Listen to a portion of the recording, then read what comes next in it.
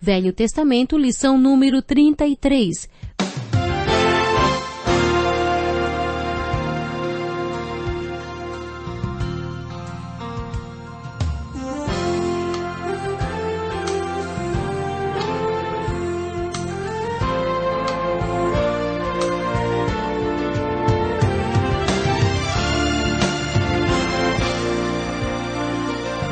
Talvez você tenha feito constantemente estas perguntas.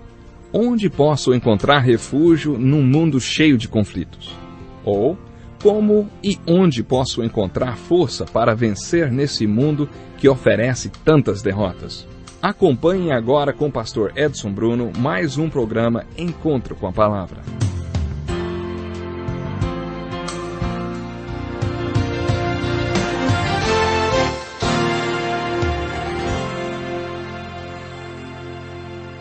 Olá, estamos de volta para mais um Encontro com a Palavra. O próximo livro que vamos analisar nesse estudo dos livros históricos do Velho Testamento é o primeiro livro de Samuel. O primeiro livro de Samuel, no entanto, também é conhecido como o primeiro livro dos reis. O segundo livro de Samuel como o segundo livro dos reis. O próximo livro, na sequência, segundo a tradução da Bíblia de João Ferreira de Almeida, é o livro de 1º Reis, conhecido como o terceiro livro dos reis. O livro de 2º Reis é referido como o 4º livro dos reis. Segundo os tradutores, todos esses livros são livros literários do reino porque relatam o reino de Deus. Quando analisamos esses livros do reino, precisamos saber exatamente o que estamos procurando. Agora, eu desafio você a fazer importantes observações com a leitura dos livros de 1º e 2º Samuel. A primeira coisa que procuramos é o conceito do reino de Deus. O conceito do reino de Deus é muito, muito importante mesmo. No 6º capítulo de Mateus, no meio do Sermão do Monte, quando Jesus dissertou sobre prioridades e valores depois de ter falado sobre muitas coisas que nós prezamos e valorizamos, ele disse: buscai primeiro o seu reino. Quando Jesus nos ensinou a orar, ele falou: vós orareis assim: Pai nosso que estás no céu, santificado seja o teu nome. Venha o teu reino, seja feita a tua vontade, assim na terra como no céu. O pão nosso de cada dia nos dá hoje. Antes de Jesus nos ensinar a pedir, nos dá. Ele nos ensinou a colocarmos Deus em primeiro lugar. Ele nos ensinou a dizer: Deus, o teu nome, Deus, o teu reino, Deus, a tua vontade são importantes para mim. E em submissão a tudo isso, dá-me o que preciso. Por que Jesus nos ensinou a dizer na oração do Pai Nosso: venha o teu reino? Porque o reino de Deus é um conceito muito importante para nós. Essa é a verdade. No 3º capítulo do Evangelho de João, vemos que Jesus passou a noite toda acordado, conversando com um rabino chamado Nicodemos. Todos nós sabemos que eles conversaram sobre o novo nascimento e que Jesus lhe disse: Nicodemos, você tem que nascer de novo. Já ouvimos muito sobre nascer de novo e fico feliz que seja assim. Se você não sabe o que isso significa, leia o livro de Chuck Colson chamado Born Again, ou Nascido de Novo. Acho que a sua história é uma boa ilustração do que é nascer de novo. A expressão nascer de novo tornou-se muito famosa com a conversão de pessoas como Chuck Colson e outros personagens relevantes. Significa muito para muita gente. O que essa expressão, na verdade, então, significa nas Escrituras? No 3º capítulo de João, podemos observar o seguinte: naquela noite que Jesus ficou acordado conversando com Nicodemos, o novo nascimento não era o assunto principal. O assunto principal era o reino de Deus. Quando Jesus falou para Nicodemos que ele deveria nascer de novo, ele disse: quem não nascer de novo não pode ver o reino de Deus. E se alguém não nascer da água e do Espírito, não pode entrar no reino de Deus. Muitos acham que ele se referiu ao nascimento carnal, quando a bolsa d'água é rompida. Mas Jesus se referiu ao espiritual. Ele diz: não pode entrar no reino de Deus. Jesus explicou para Nicodemos que o nascimento em si não era o objetivo final. O novo nascimento era um meio de se chegar a um fim. O fim era o reino de Deus. Você percebe como o conceito do reino de Deus é importante nas Escrituras? O que significa o reino de Deus? Nesses livros históricos do Velho Testamento, 1º e 2º Samuel, 1º e 2º Reis e 1º e 2º Crônicas, você aprenderá o que a Bíblia quer dizer quando faz referência ao reino de Deus. Para refrescar a sua memória, eu gostaria de relembrar algumas ilustrações já vistas. Quando iniciamos nosso estudo dos livros históricos, dei uma explicação geral sobre a história do povo de Deus. Quando vimos que os filhos de Israel tinham uma liderança de acordo com a vontade de Deus, mas preferiram uma liderança conforme a sua vontade, eu disse, o que Deus realmente queria para esse povo era uma teocracia, que significa Deus governando o povo. Tudo o que se precisava para uma teocracia era de um profeta, sacerdote como Moisés ou Samuel. Quando ele subia ao topo da montanha para interceder junto a Deus pelo povo, ele era o sacerdote. Quando ele descia da montanha com as palavras de Deus para o povo, ele era o profeta. Era isso que Deus queria. No primeiro livro de Samuel, ele tem a posição de líder, um profeta sacerdote. Ele fazia a mesma coisa que Moisés. Um dia o povo falou para Samuel, Samuel, nós não queremos mais esse tipo de governo, sabe? Nós não queremos mais que Deus seja o nosso rei. Nós queremos um rei como os outros povos têm. Samuel ficou muito chateado. Observe que ele ficou muito perturbado. Quando Samuel buscou a Deus, Deus lhe falou, Samuel, não leve isso para o lado pessoal. Eles não estão rejeitando você, eles estão rejeitando a mim. Sou eu que eles não querem mais. Eles não querem mais que eu seja o rei deles. Sou eu que estou sendo rejeitado, não você. Por isso, não leve para o lado pessoal, não. Foi assim que Deus reagiu. Quando Deus os estava alimentando sobrenaturalmente com o maná no deserto, eles disseram que queriam carne. Então Deus disse, está bem, vocês vão ter carne. Não por um dia nem dois, mas todos os dias. Vocês podem comer carne todos os dias, meses e anos, até que saia pelos narizes o que vocês estão comendo, até que vocês enjoem. É isso que vocês querem? É isso que vocês terão. É assim que Deus faz. No Salmo 37, Deus nos promete dar os desejos do nosso coração. Isso pode ser tanto um desafio quanto uma promessa. Quais são os desejos do seu coração? Não importa quais sejam. Você pode tê-los satisfeitos. Sobre o fato de Deus ter dado carne no deserto, o salmista comentou, lhes satisfez o desejo, mas fez definhar as suas almas.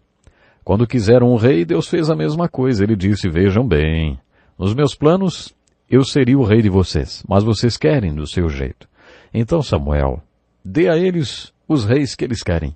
É por isso que em algumas edições da Bíblia, os livros 1º e 2º Samuel são chamados de 1º e 2º Reis, e os livros 1º e 2º Reis são chamados de 3º e 4º Reis. As crônicas são uma repetição do mesmo período da história. Esses 6 livros são sobre os reis que eles tanto quiseram e por isso são chamados de livros histórico-literários do reino. O primeiro rei foi um homem chamado Saul. Samuel teve o prazer de contratar o primeiro rei. Você já contratou um rei? Deve ser divertido, não? Bom, Samuel teve o privilégio de contratar e ungir o primeiro rei de Israel. Logo vemos que foi mais difícil para Deus trabalhar com esse rei do que com os profetas sacerdotes Moisés e Samuel. Moisés e Samuel faziam exatamente o que Deus ordenava. Mas o rei Saul, desobedeceu a Deus. E quando Saul desobedece, Deus já não podia mais trabalhar através dele. Samuel, portanto, teve o prazer de despedir o primeiro rei de Israel. Deus disse, despeça-o, porque se ele não faz o que eu mando fazer, não posso trabalhar através dele. Por isso que o rei seguinte foi um homem segundo o coração de Deus, e que fez a vontade de Deus. Quando Samuel despediu Saul, disse, Deus tirou o reino das tuas mãos e dará um homem segundo o seu coração, e que fará a sua vontade. Se um homem fizer a vontade de Deus, Deus pode trabalhar através dele. Deus pode trabalhar através de um rei desse tipo. Quer o rei fosse desobediente ou obediente, o profeta sacerdote estava sempre em cena. Ele ficava só um pouco fora. Se o rei não obedecesse a Deus, o profeta sacerdote entrava em cena e transmitia-lhe a palavra e a vontade de Deus. Ele dizia, é melhor você fazer o que Deus quer ou trará problemas para você e para todo o povo. Isso aconteceu durante toda a história do reino. Davi foi o melhor rei que Israel teve. Ele era um rei obediente que queria cumprir plenamente a vontade de Deus. Deus realmente trabalhou através de Davi. O seu reino foi sucedido por Salomão. A princípio parecia que ele seria um tipo de homem que Deus poderia usar. Mas logo no começo do seu reinado, Salomão afastou-se de Deus. Ele teve 700 mulheres e 300 concubinas, e essas mulheres o afastaram de Deus. Foi aí que veio o desastre sobre o povo de Deus. Como resultado do reinado de Salomão, o reino se dividiu. As 10 tribos do norte de Israel se autodenominaram Israel. As 2 tribos do sul, Benjamim e Judá, passaram a ser conhecidas por Judá. Os filhos de Israel se tornaram um reino dividido não por causa dos pecados de Davi, mas como consequência dos pecados de Salomão. Os assírios levaram os reinos do norte cativo. Essas tribos do norte nunca voltaram do cativeiro. Nunca mais ouviu-se falar delas. Os babilônios conquistaram o reino do sul. As tribos de Benjamim e Judá foram levadas cativas para a Babilônia.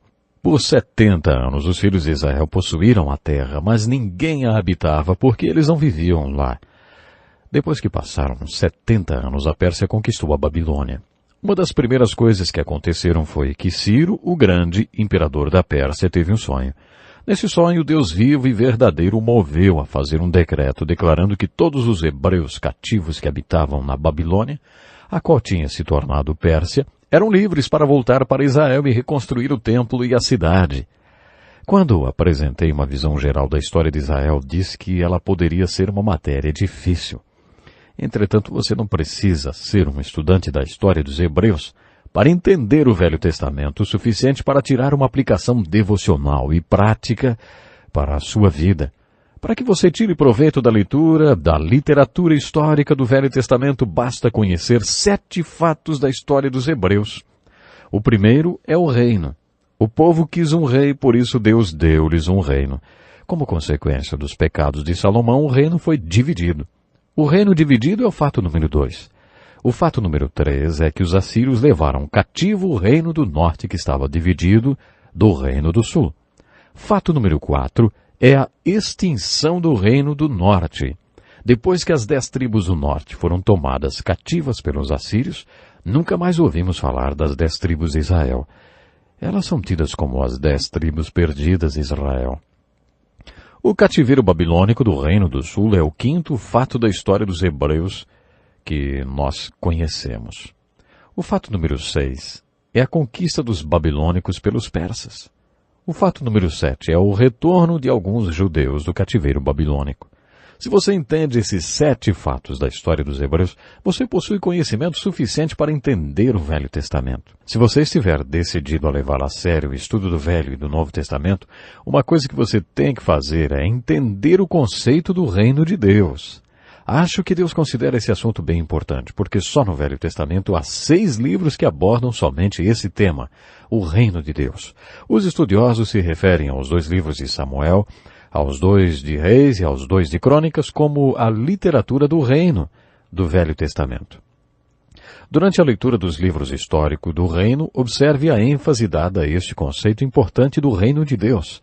Para que você entenda melhor esse conceito do Novo Testamento, você precisa compreender qual a sua importância no Velho Testamento. No Velho Testamento, o reino de Deus significa simplesmente que Deus é o rei e que ele tem um reino. Um reino é um território sobre o qual o rei é soberano e reina. Esse território constitui-se seu reino. Quando dizemos o reino de Deus, queremos dizer que Deus é um rei e que tem um território sobre o qual ele reina. No Velho Testamento, a vontade de Deus é ser o rei sobre os filhos de Israel. Portanto, literalmente, Deus quer um reino. Deus quer que o seu reino esteja situado em termos históricos e geográficos.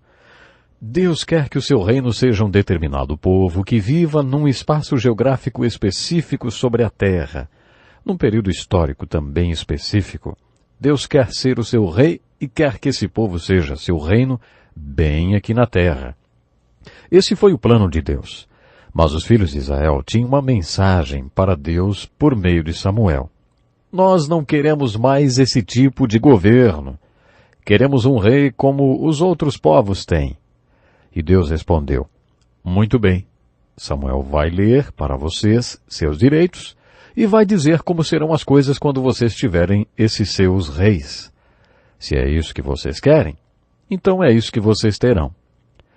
Lembra do livre-arbítrio de Deus? Então eles passaram a ter reis. Por que é tão importante ler os livros histórico-literários do reino? Ora, porque eles nos ajudam a entender o conceito do reino de Deus quando lemos o Novo Testamento. Depois que aqueles reis trouxeram a divisão do reino e os cativeiros, temos o que é chamado de os 400 anos de silêncio. Não aconteceu nada nesse período. Deus não falou nada desde o fim da história dos hebreus no final do livro de Neemias até o período do Novo Testamento. 400 anos de completo silêncio. Quando Deus quebra esse silêncio de 400 anos, os filhos de Israel estavam dominados novamente, dessa vez pelos romanos. Estavam sob um domínio terrível. O silêncio foi quebrado quando João Batista e Jesus Cristo Messias começaram a pregar. O que eles pregavam? Eles pregavam as boas novas do reino de Deus. O que eles pregavam? Era somente as boas novas do reino de Deus. O que isso significa? Se você atentar à pregação deles, verá que eles pregavam o tempo todo sobre o reino de Deus. No capítulo 17 do livro de Lucas, Jesus afirma: quando eu anuncio as boas novas do reino de Deus, não quero sugerir que Deus queira instaurar um reino em termos históricos e geográficos. Vocês já rejeitaram isso 400 anos atrás. Dessa vez, o reino de Deus acontece individualmente. Ele está dentro de vocês.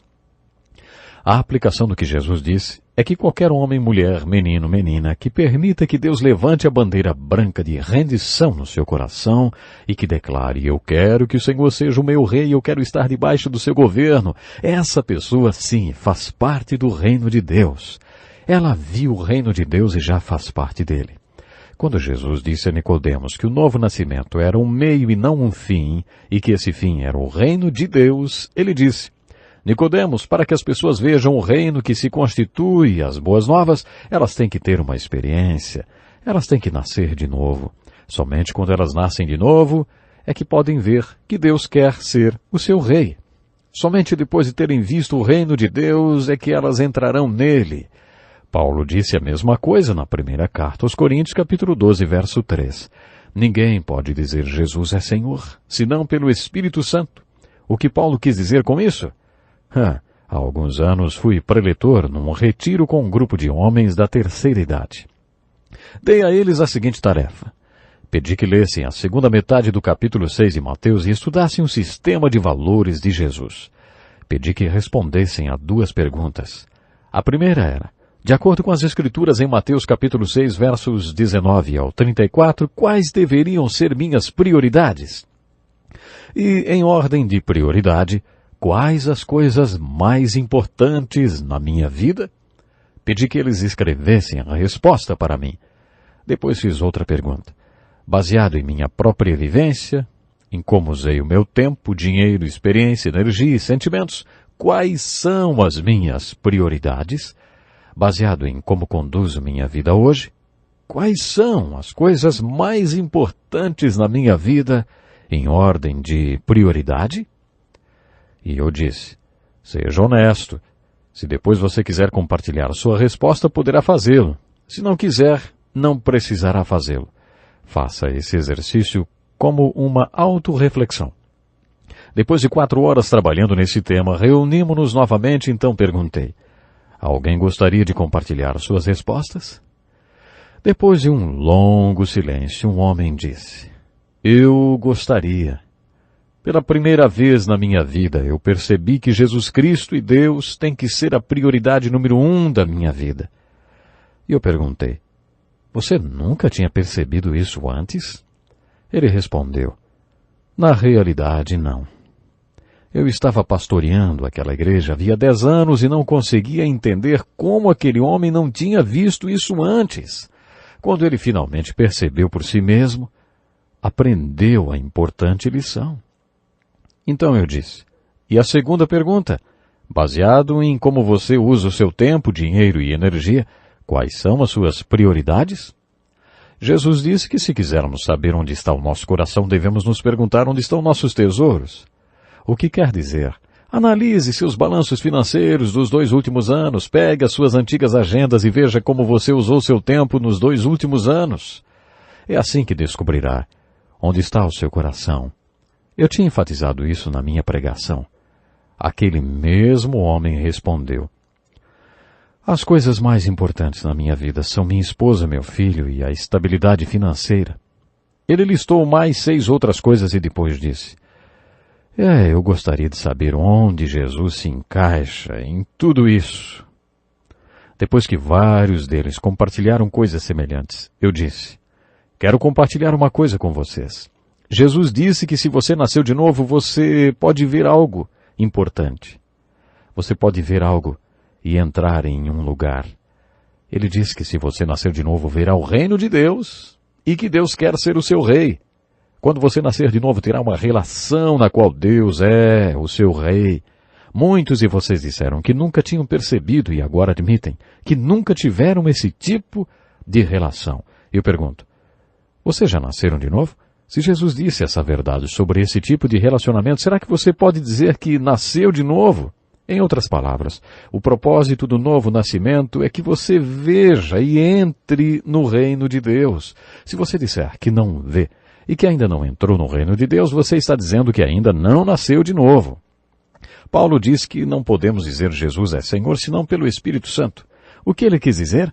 Muitas pessoas chamam Jesus de Senhor, mas nunca ouviram falar sobre o conceito de senhorio. Elas confiam nele como Salvador, mas nunca pensam em perguntar: o que o Senhor quer que eu faça?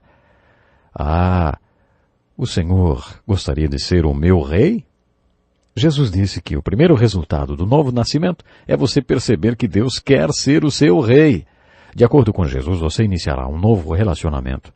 Pode ser que você tenha certa dificuldade de se sujeitar totalmente ao seu reinado, mas pelo menos estará numa relação onde Deus é o rei. Jesus começou pregando as boas novas do reino de Deus. A última vez que Jesus está pregando, explicando e ensinando sobre o reino de Deus e a última mensagem que temos do apóstolo Paulo, ele está fazendo a mesma coisa, compartilhando ensinamentos referentes ao reino de Deus. Eu tenho que falar mais uma vez, o conceito do reino de Deus é uma questão muito importante.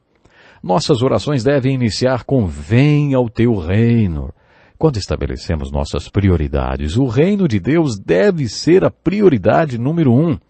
Se você comparar suas prioridades com a figura de um alvo, um centro e vários círculos em volta, sabe, o centro de suas prioridades deve ser o reino de Deus. Quando você ler 1 Samuel, descobrirá o que significa o reino de Deus. Deus quer ser o seu rei. Podemos fazer tudo do nosso modo, mas aí teremos que comer o banquete das consequências das nossas escolhas. Depois de tantos anos de desastrosas consequências e total quietude da parte de Deus, o silêncio é quebrado com as boas novas. Deus quer ser o seu rei novamente. Essas são as boas novas. A diferença é que agora esse reino é estabelecido individualmente. O ponto de partida é: você vê o reino de Deus? Você quer estabelecer um relacionamento com Deus?